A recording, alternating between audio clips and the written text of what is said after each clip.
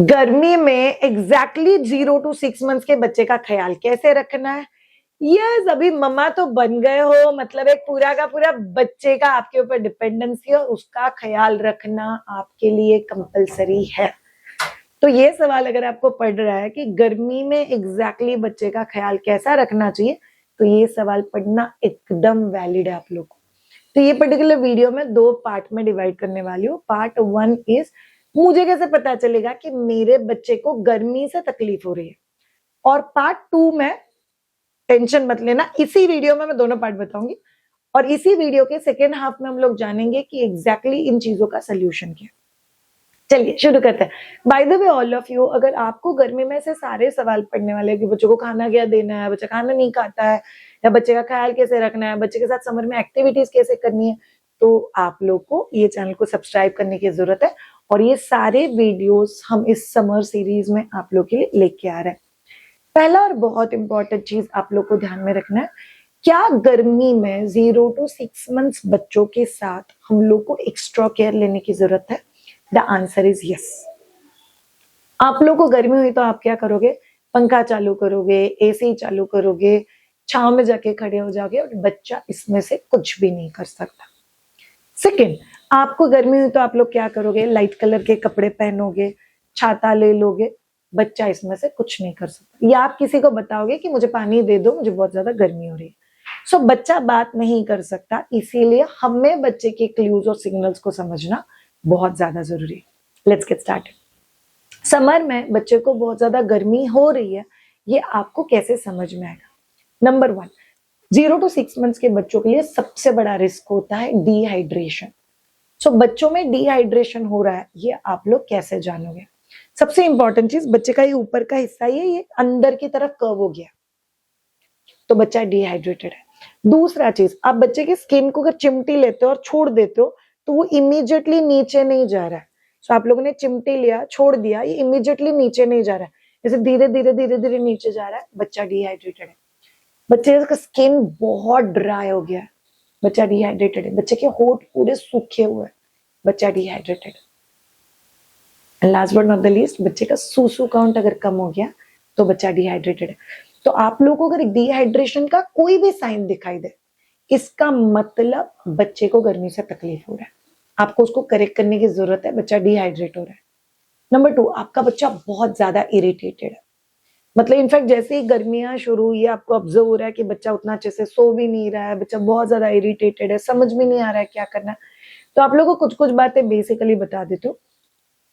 Check करो कि क्या आप लोगों ने आपके बच्चे को ओवर लेयर कर चुका है। सी बहुत सारे घरों में क्या होता है, स्वेगलिंग कंपलसरी है, बच्चे को सेक देना कंपलसरी है। बच्चे को टोपी तो नहीं पहना है तो बच्चे को सिर को ठंडी लग जाएगी, तो टोपी कंपलसरी पहना के रखता है। कई घरों में बच्चे को सॉक्स और मिटन्स कंपलसरी पहना के रखते हैं जब भी बच्चा छोटा है।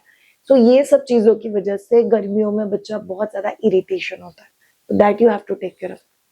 Number 3, over use of diapers, very important. See गर्मियों के सीजन में हीट से गमोरिया आना, हीट से रैशेस आना, हीट से रेडनेस होना, ये सभी चीजें बहुत ज्यादा कॉमन है। अगर ऑन टॉप ऑफ दैट आप बच्चे को 24 आवर्स डायपर में रखते हो, तो बच्चे के नीचे के एरिया में बहुत ज्यादा गर्मी फील होती है, और जिसकी वजह से बच्चा बहुत ज्यादा इरिटेटेड रहता है, बच्चे को रैशेस ज्यादा होती है। सो बच्चे को अगर रैश ज्यादा हो रहा है, रेडनेस ज्यादा हो रहा है, वहां पे गमोरिया ज्यादा आ रही है, तो वो आपको बताता है आपके बच्चे को गर्मी से तकलीफ हो रही है। नंबर 4, बच्चे की बॉडी के किसी भी फोल्ड को जब भी आप लोग खोल रहे हो, तो अंदर बॉटम में आपको पूरा रेडनेस दिखाई दे रहा है। इसका मतलब स्वेट की वजह से या वहां पे मॉइस्चर रहने की वजह से बच्चे को उस जगह पे फंगल इन्फेक्शन हो गया। तो प्राइवेट एरिया के साइड के फोल्ड, थाइस के फोल्ड, घुटने के पीछे के फोल्ड, एल्बो के यहाँ के फोल्ड, यहाँ के फोल्ड, इन सब जगह पे प्रॉपर मॉइस्चराइज करके, पहली बार जब भी आप नहा के बच्चे को बाहर निकालते हो, उसको सॉफ्टली ओपन करो, डैप ड्राई करके पोछो, और फिर टैल्क फ्री पाउडर लेके बस वहां पे थोड़ा सा लगा दो। दिस इज एक्सट्रीमली इंपॉर्टेंट, जो आपको के बच्चे के साथ करना ही पड़ेगा। एंड नंबर 5, अगर आपको लगता है कि मेरा बच्चा फीड ही ठीक से नहीं ले रहा है, ये भी साइन ऑफ डिहाइड्रेशन है। सो कई बार आपको लगा मेरा बच्चा 2 मंथ सो रहा है, सडनली मेरे बच्चे का नींद बहुत ज्यादा इंप्रूव हो गया। 0 to 6 मंथ्स का अगर आपका बच्चा है, तो आपका बच्चा एटलीस्ट 6 to 10 टाइम्स फीड लेना कंपलसरी है। भले वो बॉटल हो चाहे ब्रेस्ट हो, बट अगर आपके बच्चे का फीडिंग सडनली ड्रॉप हो गया, इसका मतलब आपके बच्चे को गर्मी से तकलीफ हो रही है। अगर इसमें से कुछ भी आपके बच्चे को हो रहा है, यस, आपको गर्मियों के सारे सोल्यूशंस की जरूरत है। बाय द वे, हम आप लोगों के लिए सेपरेट वीडियो करने वाले हैं जहाँ पे हम लोग बच्चे के साथ समर में आप क्या क्या एक्टिविटीज कर सकते हो वो हम लोग बहुत डिटेल में जानेंगे। बट अभी हम लोग इस पर्टिकुलर वीडियो में जान रहे हैं कि क्या मेरे बच्चे को गर्मी से तकलीफ हो रही है और हमें हमारे बच्चे को गर्मी से कैसे प्रोटेक्ट करना चाहिए। जानिए हाउ एंड जानिए सोल्यूशंस। सो अब जानते हैं सोल्यूशंस की तरफ। पहली और बहुत इंपॉर्टेंट चीज, आप बच्चे को गर्मी में बंद कमरे में नहीं रख सकते। खिड़की दरवाजे खुले होने चाहिए। बच्चा हमेशा वेल वेंटिलेटेड रूम में होना चाहिए जहां से हवा पास होती है। अगर आपका बच्चा वेल वेंटिलेटेड रूम में नहीं है तो काम नहीं चलेगा। Ventilation is compulsory and must, वो चीज होना ही चाहिए। सो प्लीज बच्चे के सराउंडिंग का ख्याल रखो। नंबर 2, पंखा और एसी दोनों ही बच्चे के लिए अलाउड है। पंखे के डायरेक्टली नीचे बच्चे को मत रखो और एसी के ब्लोअर के डायरेक्टली सामने बच्चे को मत रखो।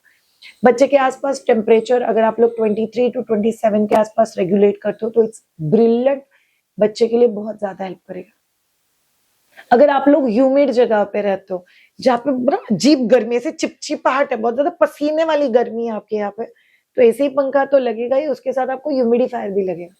अदरवाइज आपको पता है गर्मी की वजह से बच्चे को सदगर्मी होना, बच्चे के नाक से खून निकलना या बच्चे को गर्मी की वजह से सर्दी होना इज वेरी कॉमन। और घर वाले बोलते तूने एसी लगाया ना इसलिए बच्चे को सर्दी हो गया। नो, बच्चे को ह्यूमिडिफायर भी लगा।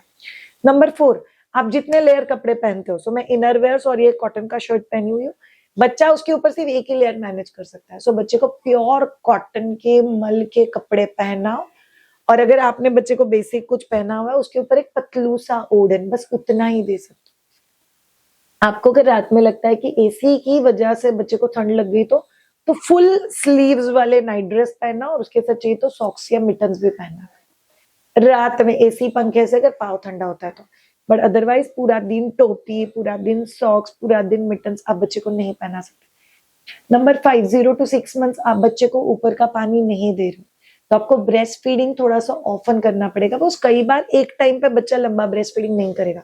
ब्रेस्ट फीडिंग करते वक्त माँ और बच्चे को पसीना आता है तो ब्रेस्ट फीडिंग करते वक्त एसी पंखा वेल वेंटिलेशन चालू रखना चाहिए। आपने सिप बाय सिप पानी पीना बहुत ज्यादा जरूरी है। अगर मदर वेल हाइड्रेटेड नहीं है तो उसका ब्रेस्ट मिल्क सप्लाई कॉम्प्रोमाइज होता है तो बच्चे का भी फीड कॉम्प्रोमाइज होगा। तो बच्चे को आप फीडिंग का फ्रीक्वेंसी बढ़ा सकते हो। फॉर्मूला मिल्क में गलती मत करना कि मैं पानी ज्यादा और फॉर्मूला मिल्क कम दे दूं क्या। कॉम्पोजिशन चेंज नहीं होता, आप फ्रीक्वेंसी चाहिए तो थोड़ा सा बढ़ा सकते हो। नंबर 6, अगर आपको लगता है कि नहीं श्रा फीडिंग नॉर्मल है, सूसू कौन नॉर्मल है, फिर भी बच्चा इरिटेटेड है, तो आप लोगों को बच्चे को थोड़ा सा कूलिंग इफेक्ट, जैसे बच्चे को स्पंज बाथ हम लोग बोलते हैं, या बच्चे के पाव को फीट को थोड़ा सा स्पंजिंग करना, बच्चे को हरी ग्रास में लेके जाना, सनसेट जब भी होता है या सनराइज के पहले जो थोड़ा सा ठंडा मौसम होता है तभी बच्चे को थोड़ा सा बाहर लेके जाना। So basically feel good factor वाली जो चीजें होती है वो एकदम हमेशा बंद कमरे में नहीं हो सकती। आप इन सब चीजों का अगर ख्याल रखोगे तो बच्चे को गर्मी की तकलीफ नहीं होगी। इन सब में से एग्जैक्टली कौन सा टिप है जो आपको बहुत ज्यादा अच्छा लगा, हमें कमेंट में लिख के जरूर बताना। Thank you so much all of you ये पर्टिकुलर वीडियो देखने के लिए। Have a great time, take care, bye bye.